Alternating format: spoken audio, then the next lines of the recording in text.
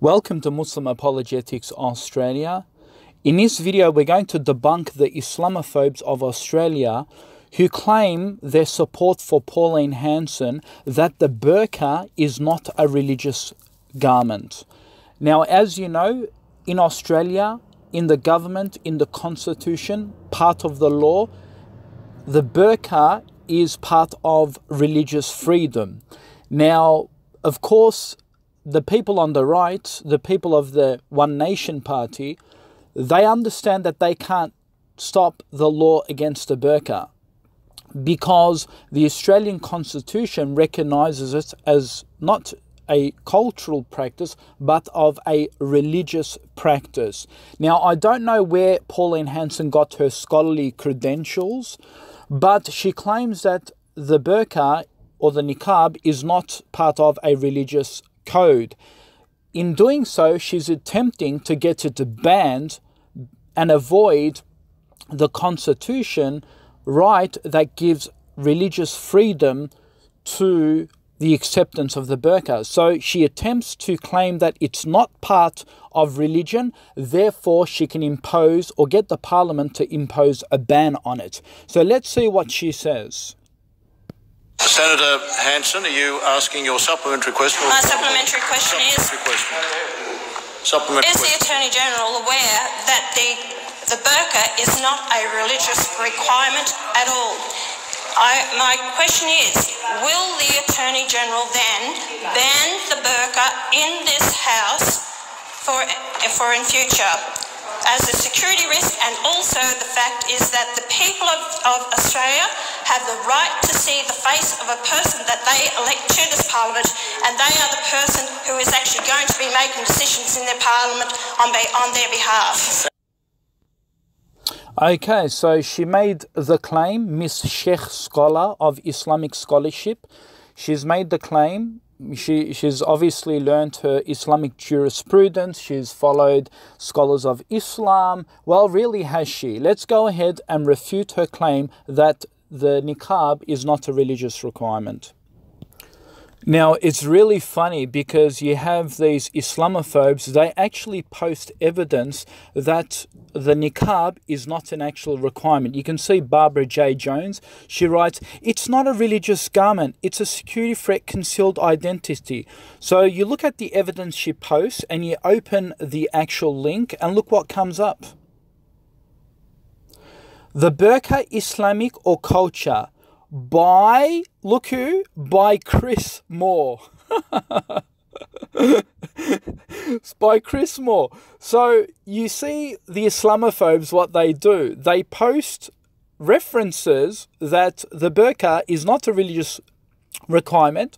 And who does this authority come from? From non-Muslims, by Chris Moore. And you can see how he goes on his rant about, you know, he posts verses and of course he manipulates verses and so forth.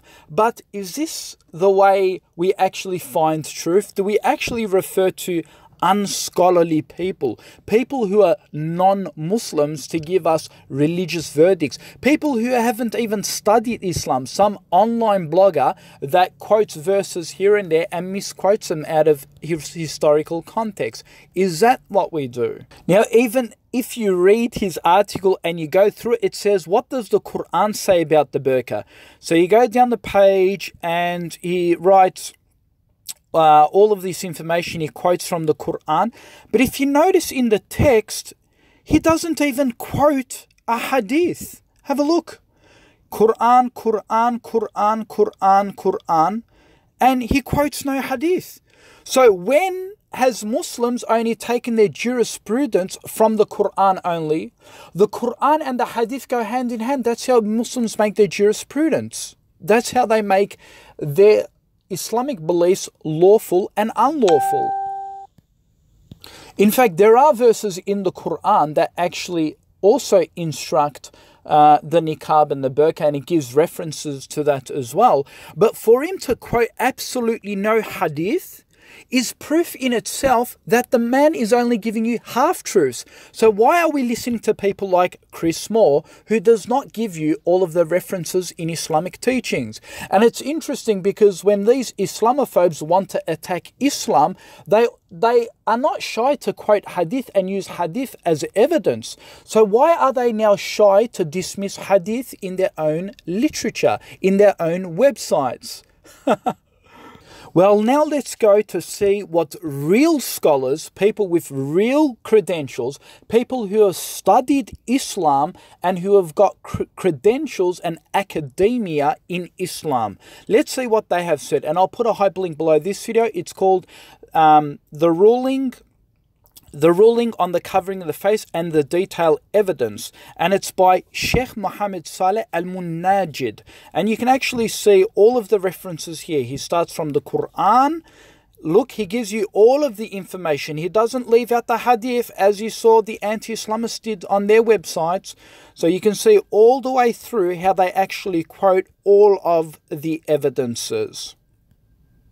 And here is an explicit hadith narrated by Abu Dawud. It was narrated that Aisha said, "The riders used to pass by us when we were with the Messenger of Allah in Ihram. When they came near us, we would lower our jilbabs, the covering, the veils, from our heads over our faces." Have a look at that. Over our faces. And when they had passed, meaning the men had passed them, we would uncover our faces. Narrated by Abu Dawud. These are explicit hadiths. So when these people say there is no Islamic text, it isn't a religious requirement, these people are lying. And as you can see, those websites are giving you half-truths from the non-Muslim sides. But when we read from real scholarly academics, you see them quote both the Quran and the hadith to support their case. And here in Surah 24:31 in the Quran itself, we can see it very clear in Yusuf Ali's translation. "And say to the believing women that they should lower their gaze and guard their modesty, that they should not display their beauty." And of course, the beauty is part of your face. But it says, "Appear thereof that they should draw their veils over their bosoms and not display their beauty except to their husbands," and so forth. So as you can see, the Quran gives a description of what you should do and how you should cover, but the hadith give even more of a detail on how this is supposed to do from the lives of the Prophet's wives. And it actually says explicitly also in the hadith to cover the faces. Of course, there are scholars who are in difference of opinion. Should the eyes show? Should the eyes not show? Should the face open? Should it not open? And so there are still difference of opinion between the two, but all of the points are valid. And to say that there is no evidence on either side and it's just cultural and it's not Islamic is actually being dishonest.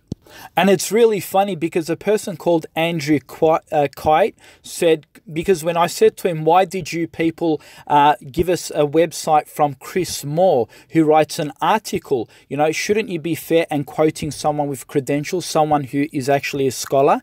And Andrew Kite writes back and he says, well, a Muslim isn't going to write it, are they? They'd be killed. Meaning that if a Muslim wrote that he was against the Niqab and so forth, he'd be killed. But this is a lie, because there's an actual debate that took place between two Islamic scholars and sheikhs. Let's have a look. And the debate took place between these two scholars and sheikhs. His name is Abu Osama versus Sheikh Asim al-Hakim. And the debate is whether the niqab is actually compulsory or whether it's something optional between two scholars. And they actually debated one another on this topic and both raised valid arguments.